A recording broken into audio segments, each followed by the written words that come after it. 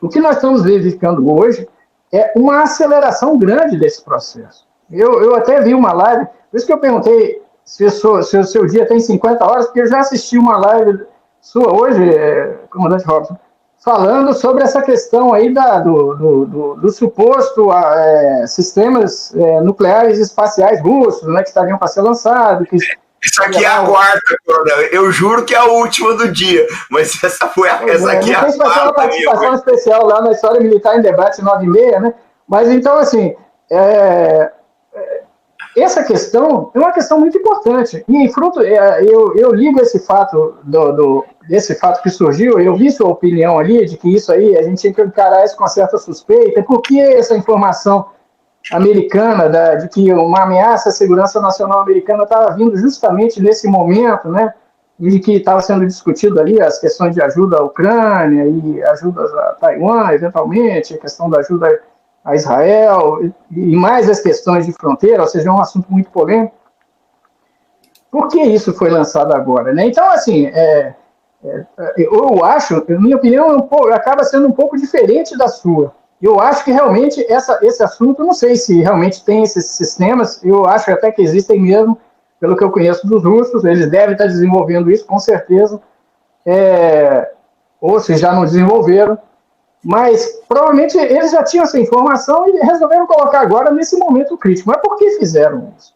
E aí, se forem ler, se alguém tiver curiosidade de ler o meu artigo que está na Velha General, que foi publicado hoje, a minha conclusão dessa análise de cenários que nós estamos vivendo hoje aqui, e a minha conclusão das tendências do que está ocorrendo hoje, a tendência mais negativa que eu identifiquei foi justamente esse impasse entre republicanos e democratas no Congresso americano. Isso é extremamente negativo, isso é uma quebra de paradigma na história dos Estados Unidos, porque os assuntos de segurança nacional dos Estados Unidos, eles sempre foram tratados de forma bipartidária.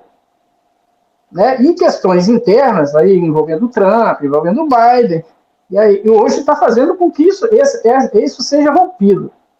E as estratégias dos Estados Unidos, por exemplo, para a Rússia, também não são de hoje. Não foi ontem que surgiu uma estratégia dos Estados Unidos para como lidar com a Rússia.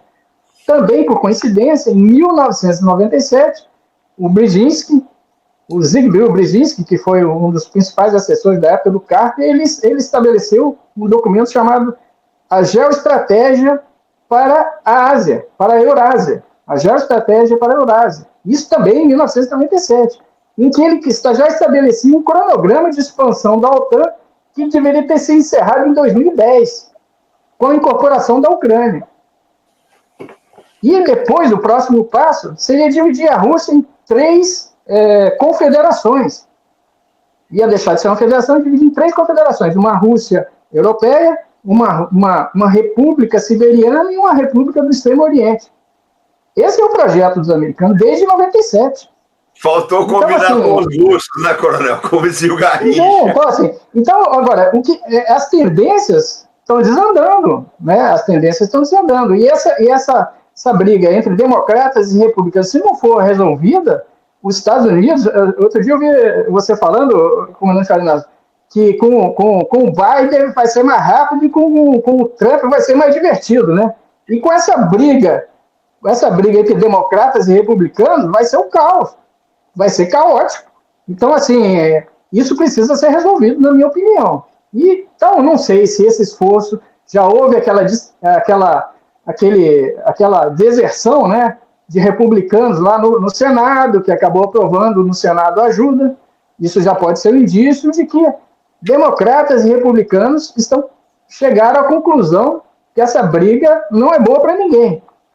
Eu não estou aqui defendendo as estratégias americanas nem a estratégia russa, mas que o que eu identifiquei é que essa briga entre democratas e republicanos no Congresso, inserindo problemas internos, como essa questão de imigrantes, junto com assuntos relativos a Israel, junto com assuntos relativos à Ucrânia, isso é extremamente danoso.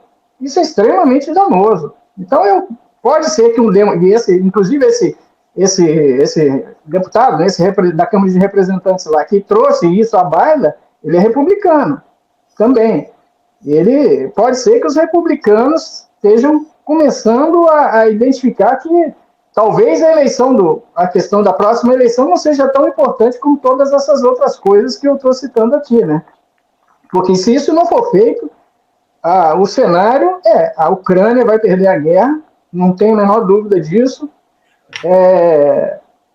A consequência disso futura é que a OTAN vai entrar em desagregação. Aquilo que eu falei da Ucrânia implodir certamente pode ocorrer, e cada um vai querer pegar o seu pedaço, né? A Polônia vai querer recuperar o pedaço que ela perdeu, a Hungria vai querer recuperar o pedaço que ela perdeu, e não se sabe o que pode acontecer. Então, assim, para o bem da humanidade, eu acho que é bom democratas e republicanos começarem a se conversar.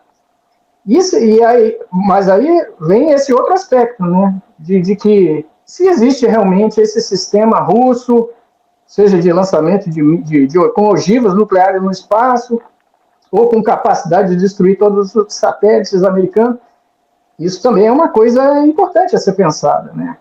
Pode até ser que isso seja fake, como aquelas armas químicas do Saddam Hussein lá da guerra do Iraque, pode ser. Mas se for real isso, nós estamos também muito próximos de algo parecido com o que houve em 1960 e pouco, que foi a crise dos mísseis cubanos. Talvez seja uma crise comparável àquela de 1960.